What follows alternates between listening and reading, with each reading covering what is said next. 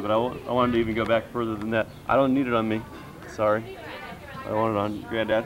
You were at the bank how long total? And this was Citibank? National City Bank then. Right. And then 29 at the end of 64.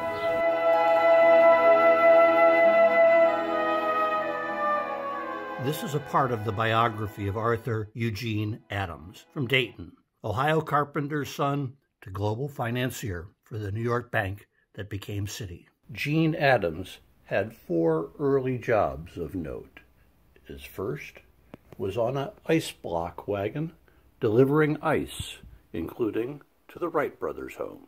His second job was in the Dayton library, where he earned enough to buy his first wallet and perhaps met someone doing research in the library basement. The visionary engineer, Arthur Morgan, or one of his staff members, because soon he worked as the office boy for Arthur Morgan at the Miami Conservancy, the nation's first flood control agency. What did Arthur Eugene Adams witness while working with Arthur Ernest Morgan? A parallel focus of Morgan's on the wellness of his workers, and his fourth job at the recommendation of Arthur Morgan for Kettering. Kettering, who ran Dayton Electric Company, the manufacturers of electric starters, Delco, that would then be purchased by General Motors. What made you decide on Antioch as a school to go to? As a matter of fact, I had been working in the Miami Conservancy. That's the flood control, following the 1913 flood above Dayton. Arthur Morgan was the chief engineer, and he left there to become president of Antioch. And then another very, very strong pull was the possibility that I could earn my living while I went to school by having half the time to work. Right. Didn't work out quite so much that way, but that's what got very you. strongly in my mind when I went in.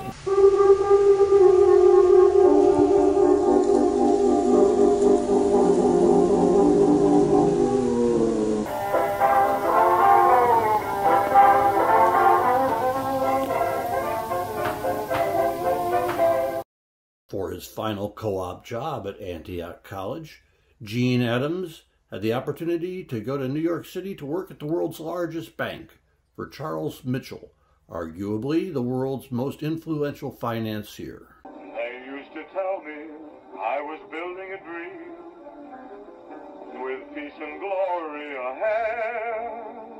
Why should I be standing in line, just waiting for bread? Once I built a railroad, I made it run, made it race against time. Once I built a railroad, now it's done. Brother, can you spare a dime? Once I built a tower up to the sun, brick and rivet and lime. Once I built a tower, now it's done. Brother, can you spare a dime? Once in khaki suits, gee, we look swell, full of that Yankee doodly-dum.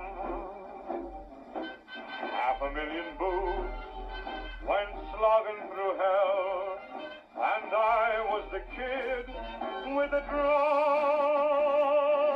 Say, don't you remember, they called me Al. It was Al all the time. Why don't you remember, I'm your pal. Say, buddy, can you spare I, Franklin Delano Roosevelt, do solemnly swear that I will faithfully execute the office of President of the United States. This is preeminently the time to speak the truth, the whole truth, frankly and boldly. Nor need we shrink from honestly facing conditions in our country today.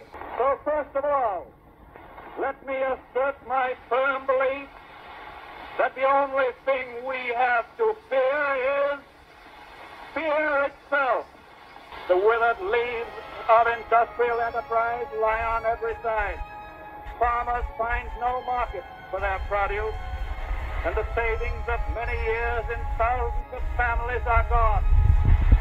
More important, a host of unemployed citizens face the grim problem of existence, and an equally great number toil with little return.